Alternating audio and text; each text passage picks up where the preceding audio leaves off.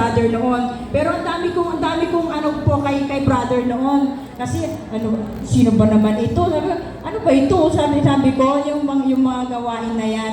Pero nung that time na nakyatan din po yung kapatid ko, isa din po siyang Mormon. Yung kapatid ko po noon. Sabi po ni Brother Richard po sa amin, subukan lang po ninyo, sister. Sabi niya, wala naman po mawawala sa inyo. Sabi sa amin ni Brother Richard. At mayroon pa po silang kasama na nakasama din po sa paghahayo. Yung isa pong kapatid namin sa pananampalataya. Sino ba yung nag-encourage sa akin na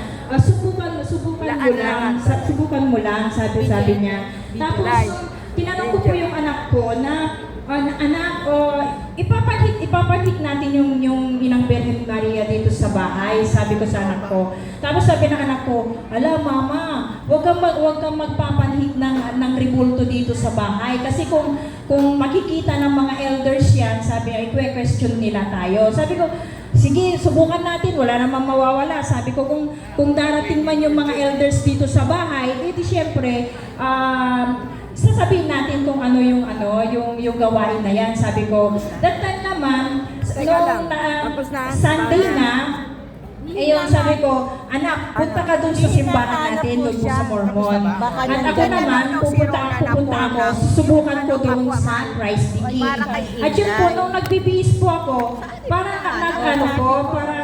yung isip ko po, kung saan po ako pupunta, kung tutuloy po ako dun sa fellowship doon po sa Christ the King, or doon po sa kapilya po namin. That time po, nung nung nagbibihis na po ako, bakit hindi ko po alam na paglabahay, ang alam ko po talaga yung isip ko, pupunta po namin. Pero nung ihakbang ko po ng 2 hakbang, yung pa ako, sabi ko sa kapatid ko, sasama nga ako. Yun, doon na po nagsimula yung ano ko po, trinay ko po na magsimba po sa Christ the King. Nung invoking of the Holy Spirit po, nung tinignan ko po yung mga kasamahan ko, tinataas nila yung mga kamay nila.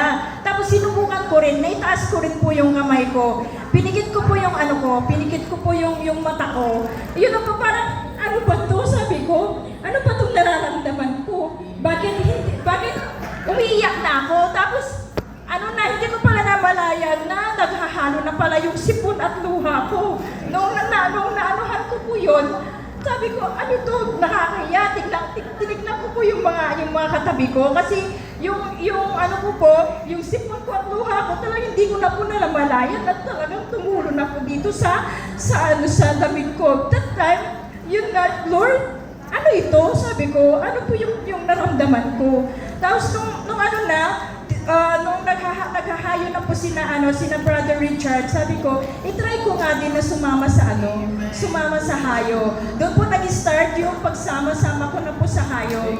At that time po, nung na po ako, na sumasama na rin po ako sa hayo, at doon ko po na-feel na ibang-iba yung pakiramdam nung nasa Mormon pa ako.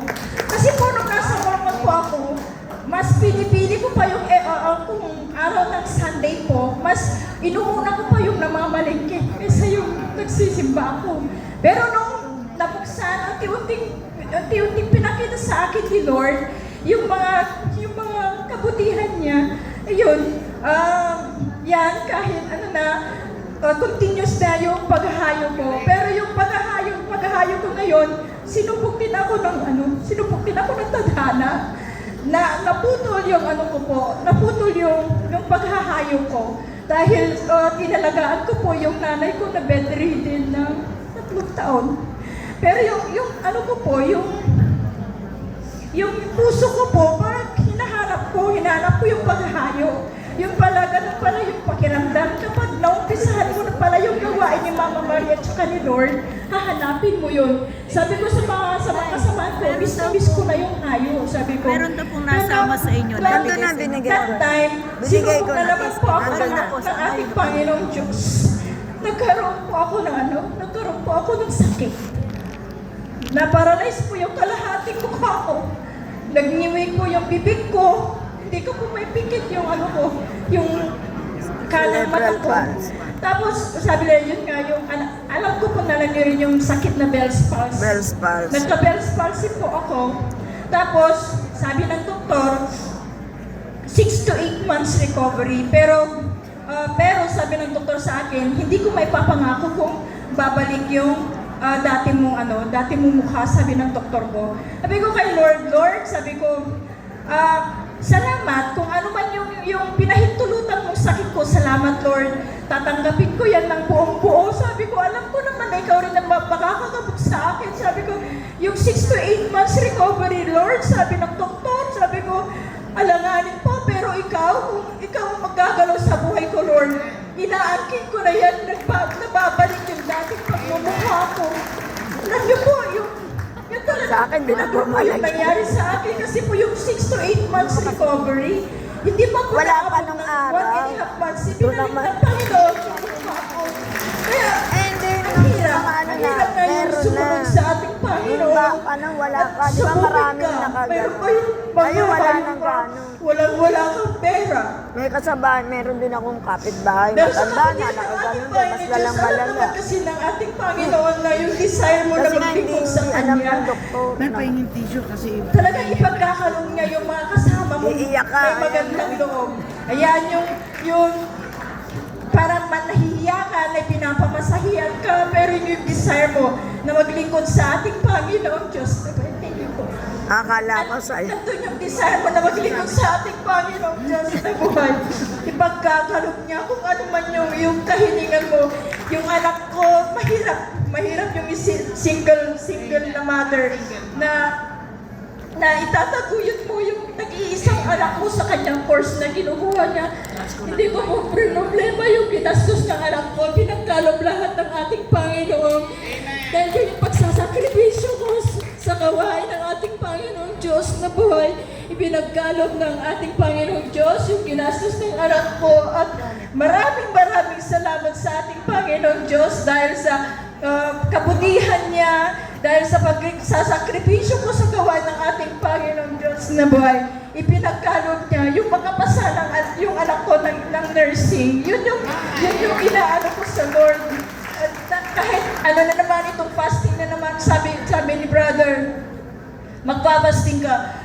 Brother, hindi ako makakapag-fasting ka. Sabi ko, may gagastusin na naman yung anak ko. Pero pinahintulot na rin pa ng ating Panginoong Diyos na makapag-fasting ako. Kaya narito po ako. At maraming salamat po dahil sa na-vision ko kanina dun sa Praising in the Sun. Sabi ko, nung pagpunta po natin, di ba, may liwanag po yung araw. Pero nandun na po tayo, biglang natakpan ng dilim yung araw. Sabi ko, Lord, paano namin makikita? Sabi ko, dahil natakpan na ng ulap yung araw, sabi ko, pero alam ko, Panginoon, gagalaw ka sa oras na ito, ipapakimita mo sa bawat isa sa amin kung ano yung gusto mong ipakita sa amin. Yun po, nung nag-ano po ako, biglang lumabas yung liwanag. Tapos nakita ko po na nag-form po siya ng hostya na parang pumipintig yung hostya po. At saka lumabas po yung lilac na kulay at saka kulay dilaw po. Maraming salamat po dahil naka-attend po ako ng 3 days fasting at nawa tayong lahat ay magtagumpay sa tatlong araw ng ating pag-aayon. Maraming salamat po.